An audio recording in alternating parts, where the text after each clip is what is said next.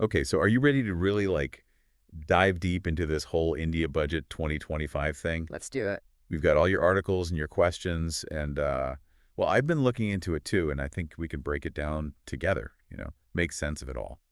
Yeah, I think a lot of folks are wondering, like, what does it actually mean for India's economy, right? And for them personally. For sure. And like the big headline is, right, they're really focused on boosting India's middle class with this budget, which is I think a pretty big deal considering, well, the whole global economic situation being a bit shaky right now. Yeah, totally. It's all about trying to kind of, uh, I guess, counter that global uncertainty and keep things moving in a positive direction domestically. Exactly. And one of the main ways they're trying to do that is through, you guessed it, tax cuts. Ooh, everyone lives to hear that. Right. So they're lowering income tax rates and raising the tax exemption threshold. So what does that actually mean for people? Basically, it means a lot of middle-class earners will end up paying less income tax. So, more money in their pockets. I mean, that sounds great on the surface. Right. It's like instant gratification. But I'm wondering if everybody's paying less in taxes, where's the government going to get the money to, run the country? Do they just print more? Well, not quite. That's the big question, isn't it? The government is actually projecting a revenue loss of like almost 1 trillion rupees. Whoa. Okay, 1 trillion rupees. That's a lot of rupees. Yeah. So they're going to have to find ways to make up for that shortfall. And that could mean maybe raising taxes in other areas or cutting spending in some places, Right. which is, always a bit of a tricky situation politically. Always a tightrope walk with that kind of stuff.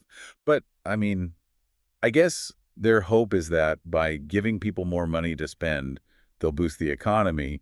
And then in the long run, that will actually bring in more revenue, even if they're taking a bit of a hit initially. Yeah. It's a bit of a gamble, for sure.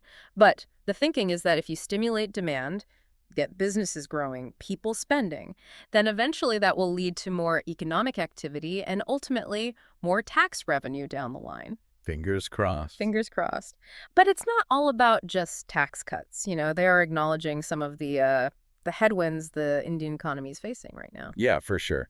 I mean, you can't ignore the fact that the GDP growth is projected to be its slowest in like 4 years, right? Right. And there are a few reasons for that. We've got weaker demand in urban areas.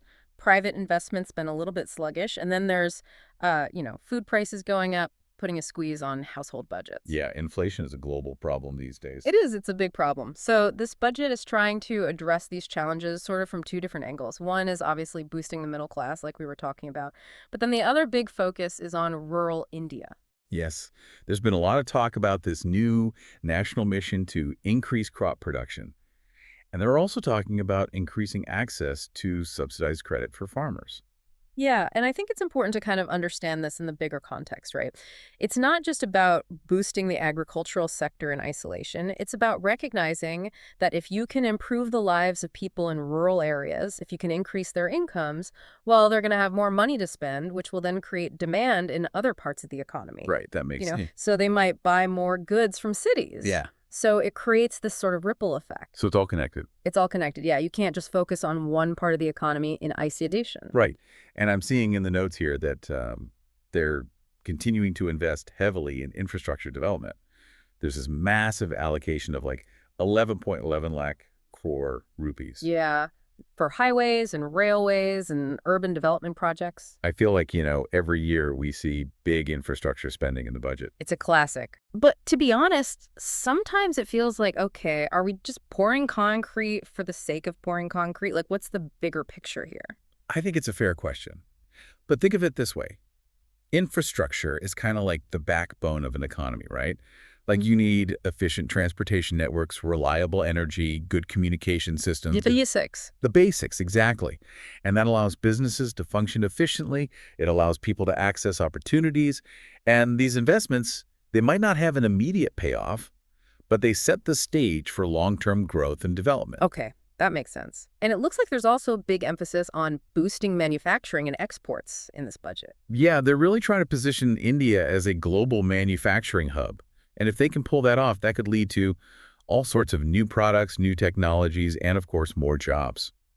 So lots of ambitious goals here. And of course, with a budget this big and this bold, it's bound to generate some, shall we say, diverse opinions. Oh, absolutely. You're never going to please everyone with a budget. Right, exactly. For example, I was reading that Moody's, the credit rating agency, expressed some concern about the potential impact on revenue growth. Right, given how much the government is planning to spend. Yeah, that makes sense. Yeah. But then on the other hand, you have companies like Volvo who are actually quite optimistic about the impact of these tax cuts. They think it'll really boost consumer spending, which is good for them, obviously. Sure, yeah.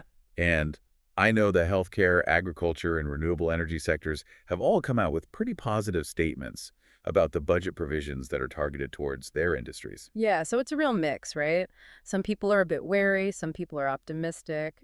It really depends on, I guess, where you sit and what your priorities are. Right. But I think it's safe to say the government's taking a bit of a gamble with this budget. Yeah, they're kind of rolling the dice a bit, hoping that these measures will pay off in the long run. It'll be interesting to see how it all plays out, right? I Yeah. mean, only time will tell what the actual impact on the Indian economy will be.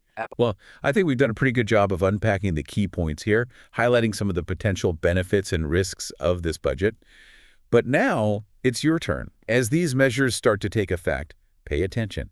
See how they impact your own life, your finances, the world around you. And think about it. Is this budget moving India in the right direction? What does it mean for your future? What does it mean for your future? Yeah. So that's it for today's deep dive. But as always, there's so much more to explore, so stay curious. Stay curious. And we'll catch you next time. See ya.